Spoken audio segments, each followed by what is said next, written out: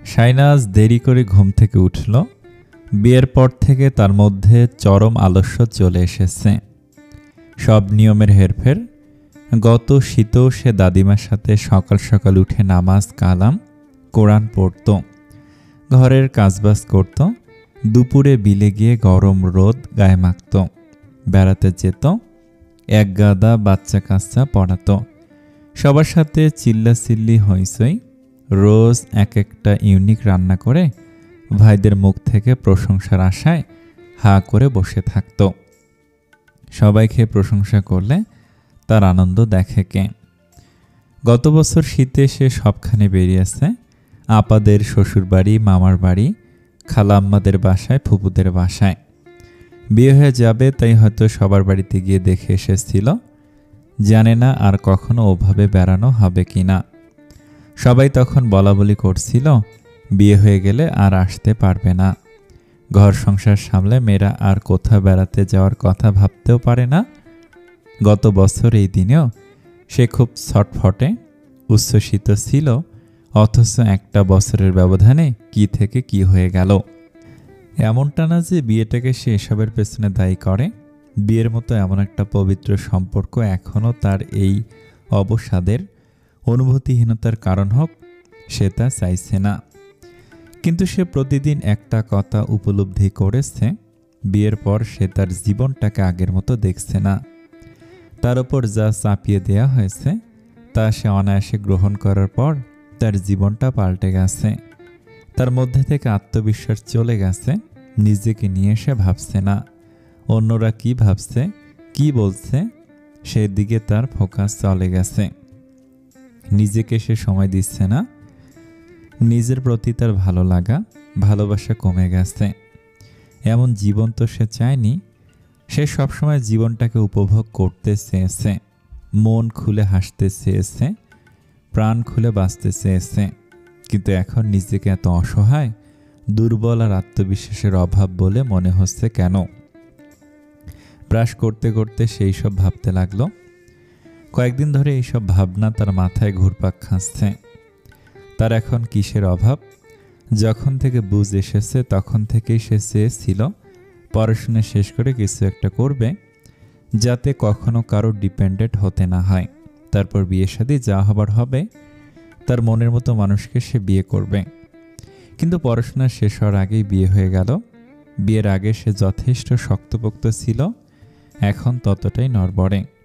শুধু তাজদার সিদ্দিকীর ওপর নির্ভর হওয়ার জন্য, নাকি বিয়ের আগে উপার্জন করে যে হাত খরচের টাকা সে পেত, এইসব এখন পায় না বলে, নিজের পয়সা কিছু করতে পারছে না বলে এমন হচ্ছে। এমন তো না যে সে নিজের পয়সায় খেত পড়ত, টিউশনি যা করে পেত তা দিয়ে সে নিজের শখ পূরণ করত, পরিবারের পেছনে খরচ করত। এটা কিছুতেই মূল কারণ হতে পারে না। আত্মবিশ্বাসের ঘাটতিটা ঠিক কী কারণে, কেন সে সব কিছু আগের মতো ভাবতে পারছে না? স্বামীর টাকা নিজের পেছনে খরচ করতে পারাটাও আল্লাহর একটা রহমত, সে যা পেয়েছে। কিন্তু তার সন্তুষ্টিটা ঠিক যা সে পেয়েছে, কিন্তু তার অসন্তুষ্টিটা ঠিক কোন জায়গায়, সে এখনও অবধি বুঝে উঠতে পারছে না। সে মোটেও চাইছে না নিজেকে বিয়েকে দাবি করতে। অতীত সবসময় ঝামেলা বাড়ায়, অশান্তি টেনে আনে। সে এখন যা আছে সবটা নিয়ে বাঁচতে চায়। জীবনটা বড় একঘেয়ে হয়ে যাচ্ছে। সে নিজেই নিজের উপর বিরক্ত। অথচ বিয়ের আগে সে আয়নায় নিজেকে দেখার পর নিজেই খুশি হয়ে যেত, বুকটা ভরে উঠত। আর এখন আয়নায় তাকাতে ইচ্ছে করে না, জোর করে হাসি টানতে হয় ঠোঁটের কোণায়। এভাবে সে বাঁচতে চায়নি। ব্রাশ করে হাত মুখ ধুয়ে নিল সে। বাড়িতে বুয়া রাখা হয়েছে কাটাকুটি, ঘরদোর মোছা, থালা বাসন ধোয়া আর কাপড় চোপড় ধুয়ে দেওয়ার জন্য। তাদের পাশের এলাকার বাড়ি থেকে এসেছেন উনি। মোখলেসের মা ডাকে সবাই। স্বামী বিয়োগের পর ছেলেগুলোর অল্প বয়সে বিয়ে করে ফেলল। ছেলের বউরা ওনাকে আর ঘরে রাখল না। তার অবশ্য অপ্রয়োজনীয় কথা বলার রোগ আছে। তাসনুভা দু চোখে সহ্য করতে পারে না। বেশি কথা বলা মহিলা তার পছন্দ নয়। তার উপর যদি এমন হয় কথা পেঁচানো মহিলা, ওর জন্যই বাড়িতে বুয়া রাখা যায় না। কিছুদিন যেতে না যেতেই সে চরম বিরক্ত হয়ে পড়ে তাদের ওপর। বুয়া থাকবে বুয়ার মতো। বাড়ির ব্যক্তিগত ব্যাপারে কেন নাক গলাবে? এই বাড়ির কথা কেন বাইরে গিয়ে বলবে? সেই সব কাজকে ছোটলোকি কাজ কারবার বলে। আগে তাজদারও এইসব কাজের লোক সহ্য করতো না। তাদের বাড়িতে অন্য মানুষজন ঘুরে বেড়াবে, এইসব তার একদম পছন্দ ছিল না। তাই রসনারা থালা বাসন মাজা আর কাপড় চোপড় ধোয়ার জন্য বুয়া রাখত। তাদের এটা শর্ত দিয়ে যে রান্নাঘরের মধ্যেই যেন সে সীমাবদ্ধ থাকে, অন্যদিকে যেন কান না দেয়। শাইনার কালকে হঠাৎ করে চিতই পিঠা খেতে ইচ্ছে করছিল খেজুরের রস দিয়ে। শাহেদা বেগমকে ফোনে জানিয়েছে। তিনি বলেছেন, তোকে কাল নিয়ে আসবো, আমি গিয়ে গরম গরম পিঠা খাবি ইচ্ছে মতো, শাওনকে খেজুরের রস আনতে বলি। শাইনের এতদিনে যা খেতে ইচ্ছে হয়েছে সে সব খেতে পেরেছে। নোনতা ইলিশের ভুনা খেতে ইচ্ছে করছিল, আনিস পাঠিয়ে দিয়েছে গত সপ্তাহে। যদিও এটা নিয়ে রসনারা তাকে বকেছেন, কিন্তু ওনারা শাইনাকে আশ্বস্ত করেছে তাজদার সিদ্দিকে এইসব নিয়ে কিছু বলবে না। ওই বাড়িতে থাকলে ভাইরা এমনিতেও তার পছন্দের খাবার দাবার আনত, ওখানে যেতে দিচ্ছে না বলে এই বাড়িতে পাঠাচ্ছে। শাইনা সকালে নাস্তা করার জন্য রান্নাঘরের দিকে যাচ্ছিল। তিতলি অন্য দিন তার ঘরে এসে ডেকে নিয়ে যায়, আজ তার সারা শব্দ নেই। তিতলির কথা ভাবতে ভাবতে সে তৌসিফের ঘরের সামনে গিয়ে থামল। সেখানে তিতলি কাঁদছে, আবার এলোমেলো বকে যাচ্ছে। তৌসিফের হাসির শব্দ ভেসে আসছে। পেট চেপে মানুষ যেভাবে হাসে তৌসিফ সেভাবে হাসছে। শাইনা দরজার সামনে গিয়ে দাঁড়ালো। গো গো শব্দ করলো কোনো একটা মেয়েলি কণ্ঠস্বর। সে ঘরে পা রাখতে তার ঠোঁট হা হয়ে গেল। তিতলির হাত মুখ বেঁধে মেঝেতে ফেলে রাখা হয়েছে। তৌসিফের হাতে মোটা একটা বেত। তিতলির সামনের চেয়ারে ঝুঁকে বসে তিতলিকে ভয় দেখাচ্ছে আর বলছে, কাঁদলে ছেড়ে দেব, নইলে ছাড়া পাবি না, একটু করে কেঁদে দে। তিতলি কাঁদল না, বরং তাকে চোখের পুতলি ঘুরিয়ে দেখালো। সে কিছুতেই কাঁদবে না। এবার দুজন একসাথে শাইনাকে দেখল। শাইনা অবাক হয়ে বলল, এইসব কি ভাইয়া? তৌসিফ হেসে উঠল। সত্যিটা বলবো? শাইনা কি বলবে খুঁজে পাচ্ছে না। সকাল সকাল এরা কি শুরু করে দিয়েছে? তৌসিফ বলল, এই চোরনি কাল আমার পকেট থেকে 20 টাকা কট করেছে। সকাল সকাল আবারও এসে শার্টের পকেটে টাকা হাতড়াচ্ছিল, হাতে নাতে ধরে ফেললাম। তিতলি আবারও চোখ উল্টে তাকে বিদ্রুপ করছে। তার হাত বেঁধে রেখেছে, তাতে কি? চোখ তো আছে। শাইনা তৌসিফের কথা শুনে হেসে ফেলল। তিতলির দিকে তাকে বলল, হায় আল্লাহ, ননদিনী চোর, এ কথা শুনতে হচ্ছে। তিতলি কিছু বলতে চাচ্ছে কিন্তু পারছে না। শাইনার মনে হলো এক পক্ষের কথা শুনে তিতলিকে বিচার করাটা ঠিক হবে না। সে তৌসিফকে বলল, বড় আম্মু ডাকছে, ওকে আমি খুলে দেই?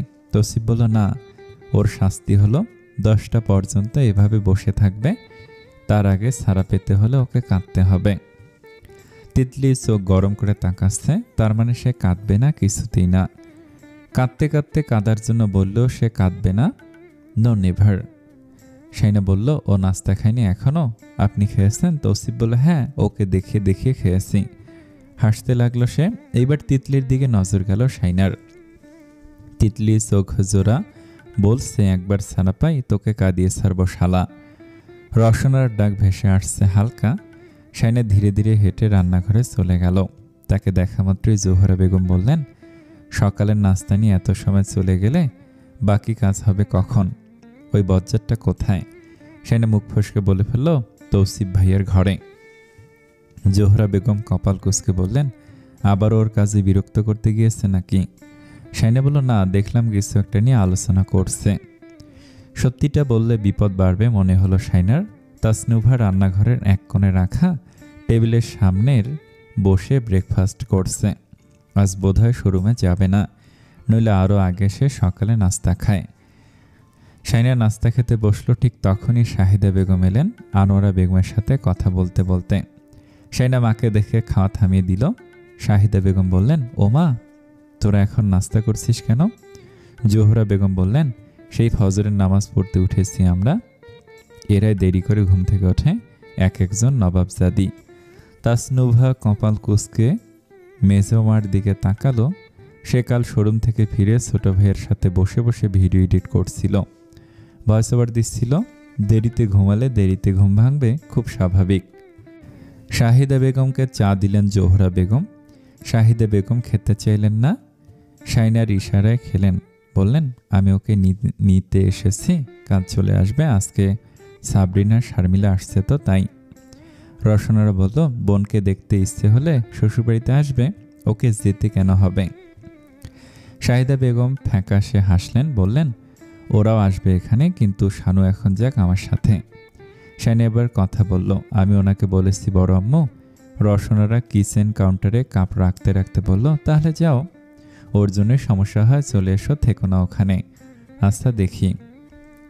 শাহিদা বেগমের সাথে করে বাড়ি চলে এলো। দিনটা শুক্রবার, ভাইয়ারা সবাই বাড়ি আছে, আপা, দুলা ভাই আর বাচ্চা কাচ্চারা সবাই আসবে। শাইনা ভাগ্নে ভাগ্নিদের বহুদিন পর দেখবে, তাই খুব উত্তেজিত। বাড়ির পেছনের উঠোনে দুটো জবাই করা মোরগ পড়ে আছে বাঁশের ঝুড়িতে। দেশি মুরগির মাংস খেতে খুব পছন্দ করে বড় আপা আর মেজো আপা। ওরা এলে আম্মা দেশি মুরগি রান্না করবেই। শাওন দাদিমার সাথে হাতে হাত লাগিয়ে মুরগির পালক ছিঁড়ছে। শাইনাকে দেখে শাওন বলল, আর একটা চলে এসেছে ভাগ বসাতে। শাইনা মুখ মোচড় দিল। শাহিদা বেগম ধমকে বললেন, ওকে এইসব বলবি না শাওন। শাইনা মায়ের আহ্লাদ পেয়ে শাওনকে আবারও জিভ দেখালো। দাদিমা বলল, লন্ডনওয়ালার বউ হাজির, আজকে তাইলে লন্ডনওয়ালার সাথে লম্বা একটা ফোনালাপ হবে। শাওন বলল, লুচ্চামি ছাড়ো, ভালো হয়ে যাও মাসুদ, থুক্কু থুক্কু মাসুদের বউ। দাদিমা মোরগের পাটা দিয়ে শাওনের হাতে আঁচড় কাটলো। শাওন জোরে জোরে একটা চিৎকার দিল। মায়ের পেছন পেছন রান্নাঘরে ঢুকলো শাইনা। সাবরিনা ব্লেন্ডারে পেঁয়াজ রসুন দিয়েছে। শাইনাকে দেখে সে হাসল। শাইনা বলল, বাবু কোথায়? ওর মেঝো চাচুর কোলে করে বাইরে ঘুরতে গিয়েছে।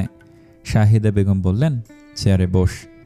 নারকেল পুরি খাবি? সকাল সকাল বানালাম, নারকেলগুলো ফ্রিজে ছিল, জানতামই না, বউ মনে করিয়ে দিল। তখন ভাবলাম কয়েকটা পুরি বানাই, সবাই যেহেতু বাড়িতে থাকবে। আনিস, আশরাফ কিছুক্ষণ পর পর চা খুঁজে। শাইনা বলল, কিছুক্ষণ পর খাবো, এখন খাবো না। মা আর ভাবির সাথে সাথে কথা বলতে বলতে আফসার সাহেব এলেন। শাইনা বাবাকে দেখে খুশি হয়ে গেল। উঠে গিয়ে বাবাকে হালকা করে জড়িয়ে ধরল। তিনি মেয়ের মাথায় হাত বুলিয়ে দিলেন, হাসলেন। চেয়ারে বসতে বসতে বললেন, জামাই ভালো আছে তো? তোর সাথে কথা টথা হয়? ফোন টোন দেয়? হ্যাঁ দেয়। ভালো ভালো মা, ওখানে সব ঠিকঠাক তো? হ্যাঁ, তুমি মাঝে মধ্যে যেতে পারো না? দূরে হলে যেতে। আচ্ছা যাবো যাবো, রাগ করিস না। আশরাফের মা, ওকে কিছু খেতে দাও। শাহিদা বেগম বললেন, ও কিছু খেতে চাইছে না এখন। শাইনা বুঝতে পারলো বাবার চা খেতে ইচ্ছে করছে, তাই সে নিজে গিয়ে গ্যাসের ওপর চা বসালো। শাওন মুরগির মাংস কেটে কুটে শাহিদা বেগমের হাতে দিল। বলল, মাংস কেটেছি, তার গিলা, কলিজা, লেগ পিস সব আমার, লাস্ট পিস খাবে দাদি। দাদিমা তার দিকে তেড়ে আসতে শাওন হেসে উঠে দূরে চলে গেল। শাইনা সাবানদানি নিয়ে বেরোলো। শাওন ঘাটে নামতে নামতে বলল, মাংস কাটার জন্য আর কাউকে পায় না আম্মা, দূর, মনে হচ্ছে গায়ে রক্ত মেখে হাঁটছি। মনি, আমার জন্য গামছার লুঙ্গি গেঞ্জি নিয়ে আয়। শাহিদা বেগমের চিৎকার চেঁচামেচি শোনা গেল। মেয়েটা এসে একটু জিরোতে পারল না। তুই ওকে কাজ ধরিয়ে দিচ্ছিস, বেয়াদব ছেলে কোথাকার। শাইনা খেয়াল করেছে বিয়ের পর মা তার প্রতি খুব যত্নবান হয়েছে। কেন? উত্তর নেই। অনেক কিছুর উত্তর সে পায় না। শাওন মায়ের বকুনি খেয়ে পুকুরে ঝাঁপ দিতে দিতে বলল, বউ এনে দাও। কথাটা শুনে শাইনা হেসে ফেলল। বাকিরা শুনতে পেল না অবশ্য, সেজন্য তোয়ালে, গেঞ্জি, লুঙ্গি নিয়ে এলো। শাওন ডুব দিচ্ছে একের পর এক। শেষমেশ ডুব মেরে উঠতে শাইনা বলল, ভাইয়া, তোমার প্রেমিকা এখন কই? তার ঠোঁটের মুচকি হাসি ঝুলছে। শাওন ঝাড়ি দিল, ওই ছেলে একটা ভণ্ড, খালি আমার পকেট মারার ধান্দায় থাকে। ওই ভণ্ডকে দিয়ে হবে না, বাপে কিছুদিন পর ধরে দিয়ে দিবে। শাইনা বলল, তুমি না বলেছো ওকে বিয়ে করবে? অনিচ্ছে বিয়ে করে ফেলতো, তাহলে ওকে নিয়ে আসতাম আর কি। শাইনা মুখ বাঁকিয়ে বলল, টাকা পয়সা কামাই না, সে করবে বিয়ে। ঢং। শাওন গায়ে সাবান মাখতে মাখতে বলল, তোর জামের মতো যদি টাকা থাকতো, তাহলে বিদেশ থেকে এসেই খপ করে একটারে ধরে বিয়ে করে ফেলতাম। পুরুষ মানুষের দাম টাকা পয়সা, বুঝলি? দেখলি না তোকে কিভাবে বিয়ে করে ফেললো, সবার কথা অগ্রাহ্য করে টাকা থাকলে গুন্ডাগিরি হয়ে যায় হিরোগিরি, বুঝলি? শাইনা ঠোঁট বাঁকালো। বুঝলাম। তাজদার সিদ্দিকীর গায়ে জিন ভর করেছিল তখন। শাওন হো হো করে হেসে উঠল, বলল, বাপরে বাপ, ওই মেয়েটার কথা ভাব। তখন গোটা পাড়া জানতো ওটার সাথেই তাজভের বিয়ে হবে। কি প্রেম মাইরি! শাইনা এসব কথা ভালো লাগছে না শুনতে, কিন্তু সে তাদের বয়সী ছেলেমেয়ে, এমনকি ছোট ভাইয়া মেজো ভাইয়ের বয়সী সব ছেলেমেয়েরা জানতো ওই মেয়েটার সাথে তাজদার সিদ্দিকীর প্রেমের সম্পর্ক আছে। আকার ইঙ্গিতে আর তাদের ভাবসাব দেখে সবাই একদম নিশ্চিত ছিল ওদের মধ্যে কিছু চলছে। তখন তাদের সমবয়সীদের মধ্যে আলাপ আলোচনার প্রধান বিষয়বস্তু ছিল তাজদার সিদ্দিকী আর নাবিয়া ইসলাম।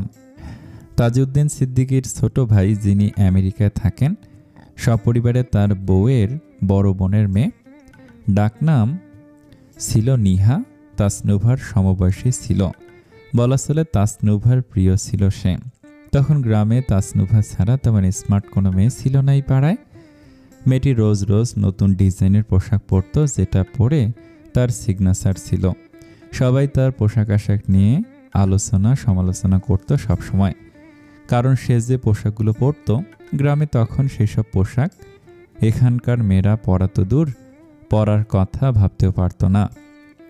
মেয়েটি বেশিরভাগ এক এক সময় এক এক ডিজাইনের স্কার্ট পরত। পাড়ার ছেলেদের এক প্রকার নজর কেড়ে নিয়েছিল মেয়েটি। আকাশ ছোঁয়া মুভিতে যে নায়িকা যে কালো লেহেঙ্গা পরে নাচত, তাকেই সবাই নিহা মনে করত।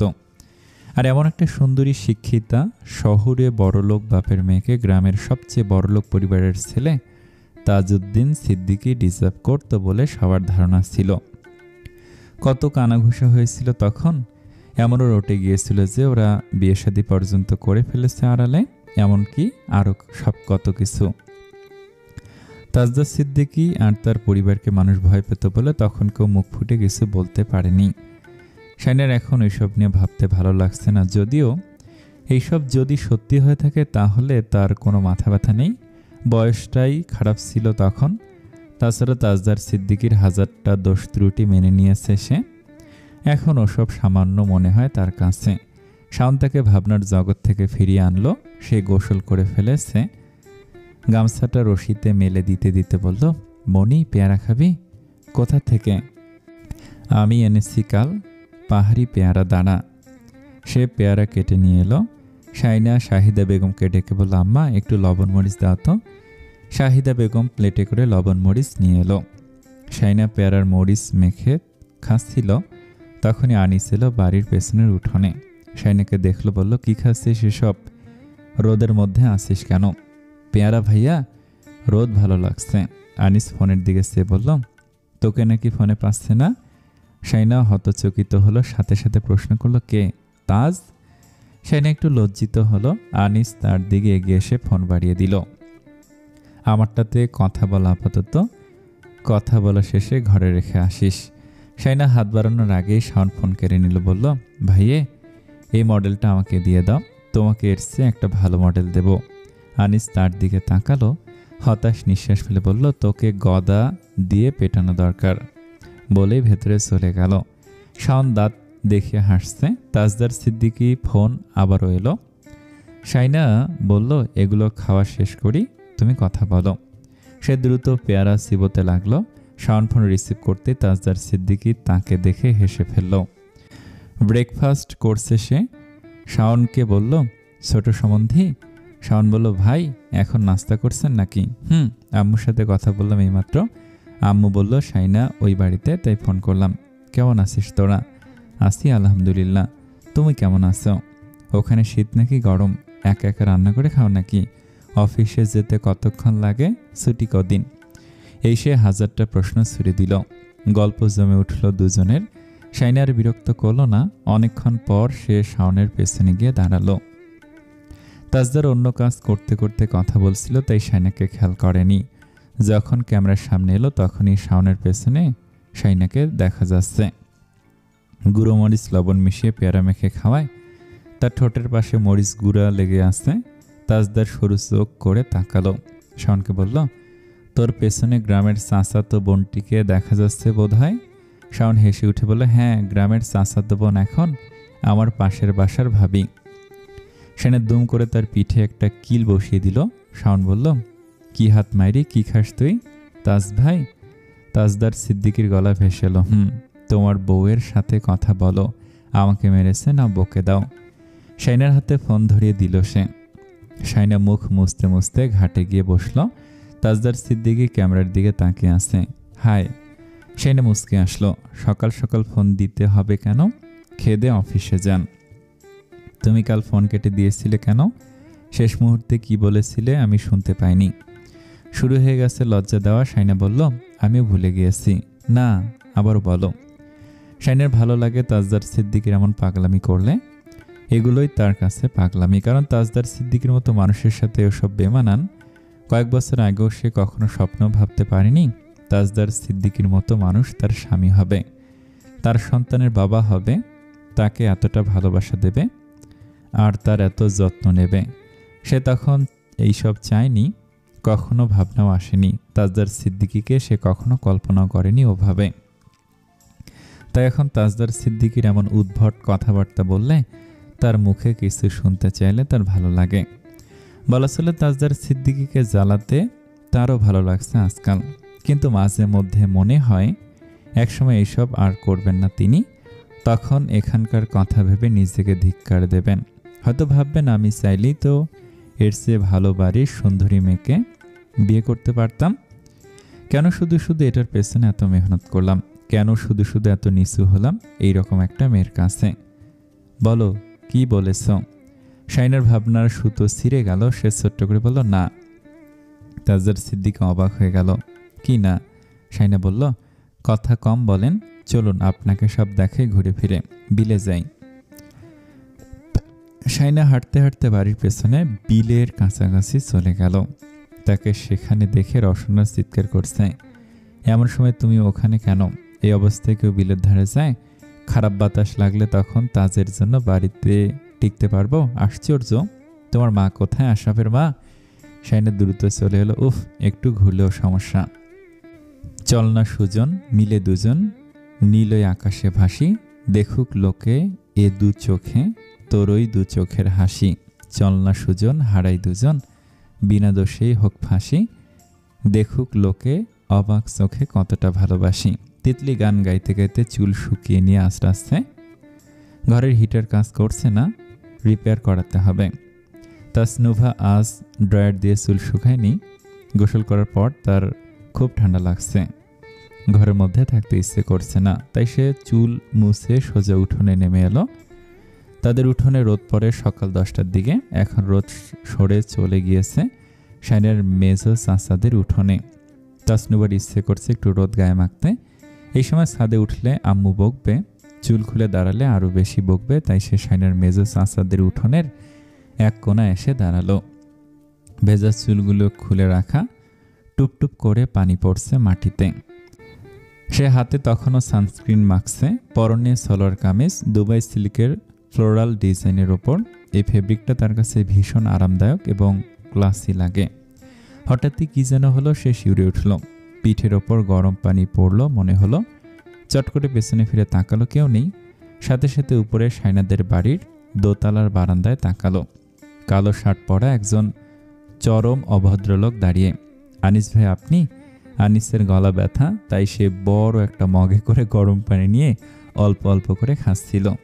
শীতকালে গরম পানি না খেলে তার গলা ব্যথা বাড়ে, কিন্তু পানি বেশি হয় সে আর খেতে পারছিল না। তাই ছুঁড়ে মেরেছিল মেজো চাচাদের উঠোনের কোণায়, যেখানে মানুষ থাকার কথা না। তাসনুভা থাকার কথা তো প্রশ্নই ওঠে না। কিন্তু এটা কি হয়ে গেল? এখন মেয়েটা তো গোটা বাড়ির মানুষকে এক জায়গায় করবে। সে নিজ কর্মদোষে হতচকিত হয়ে দাঁড়িয়ে রইল মগটা হাতে নিয়ে। তাসনুভা তাকে কোনো কথা বলতেই দিচ্ছে না। তার চেঁচামেচি শুনে সবাই একসাথে বেরিয়ে এলো। শাহিনার আপা, দুলা ভাই, ভাবি, ভাই সবাই, এমনকি শাহিদা বেগম আর আফসার সাহেবও, শাহিনার চাচি আর অন্যান্য পাড়া প্রতিবেশীরাও। শাহিদা বেগম তোয়ালে নিয়ে ছুটে এসে তাসনুভার পিঠ চুল মুছে দিতে দিতে বলল, দেখেনি মা, তোমার দিকে কেন পানি ছুড়বে? রাগ করো না, ঘরে চলে যাও। না, আপনার সাথে কোনো কথা নেই। সে তখন থেকে আঙুল দিয়ে নির্দেশ করে একটা কথা বলে আসছে, আপনি নিচে আসেন আনিস ভাই। আনিস শান্তভাবে বলল, ঘরে যাও, কাপড়টা পাল্টে নাও, জুমাবার সিন ক্রিয়েট করো না, তৌসিফ ওকে নিয়ে যা। তৌসিফ এতক্ষণ কোমরে হাত রেখে তাসনুভাকে দেখে যাচ্ছিল, এবার ইটের গাঁথনির ওপর বসে পড়ল। বলল, আরও চিল্লাও, কুত্তাগুলো না আসা পর্যন্ত চিল্লা। তাসনুভার নাকমুখ লাল হয়ে গেছে রাগে। আনিস ভাই এটা ইচ্ছাকৃতভাবে করেছে। সে আঙুল উঁচিয়ে বলল, আপনি নিচে নামুন, আপনাকে লাগবে। শাইনের দুলাভাইরা হাসছে, খুঁচিয়ে খুঁচিয়ে আনিসকে বলছে, আপনাকেই লাগবে। আনিস আরও শক্ত কণ্ঠে একটু বিরক্তি মিশিয়ে বলল, আমি নামবো না। তাসনুভা আরও রেগে গিয়ে তার দিকে তাকে বলল, আপনি কিভাবে না নামেন আমি দেখব। আনিস মাথা নেড়ে বলল, নামবো না, দাঁড়িয়ে থাকো ওখানে। ততক্ষণে রওশনারা আর তাজউদ্দিন সিদ্দিকীও বাইরে চলে এসেছে। এসে দেখল তৌসিফ বসে বসে তাসনুভার ভিডিও করছে, আর তিতলি তার পেছনে বসে বসে কপাল কুঁচকে মনোযোগ সহকারে ভিডিও ক্যাপচার দেখে যাচ্ছে। শাহিদা বেগম, সাবরিনা, আশরাফ, আফসার সাহেব, দাদিমা কারো কথা কানে না তুলে তাসনুভা তখনও একটা কথাই বলে যাচ্ছে, আপনি নিচে আসুন আনিস ভাই, আমি আপনার সাথেই কথা বলবো, আমার আপনাকেই লাগবে, নিচে আসুন। আজ সালিশ বিচার না করে সে এখান থেকে নড়বে না।